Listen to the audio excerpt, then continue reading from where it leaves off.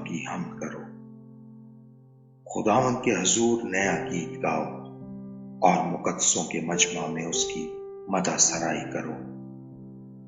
اسرائیل اپنے خالق میں شادمان رہے، فرزندان صیون اپنے بادشاہ کے سبب سے شادمان ہوں۔ وہ ناچتے ہوئے اس کے نام کی ستائش کریں، وہ دف اور ستار پر اس کی مدح سرائی کریں، کیونکہ خداوند اپنے لوگوں سے خوشنود رہتا ہے۔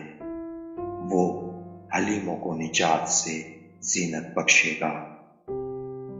مقدس لوگ جلال پر فخر کریں، وہ اپنے بستروں پر خوشی سے نغمہ سرائی کریں۔ ان کے منہ میں خدا کی تمجید اور ہاتھ میں دو دھاری تلوار ہو، تاکہ قوموں سے انتقام لیں اور امتوں کو سزا دیں۔ ان کے بادشاہوں کو زنجیروں سے جکڑیں اور ان کے سرداروں کو لوہے کی بیڑیاں پہنائیں، تاکہ ان کو وہ سزا دیں جو مرحوم ہے۔ اس کے سب مقدسوں کو یہ شرط حاصل ہے، خداوند کی حمد کرو۔ آمین۔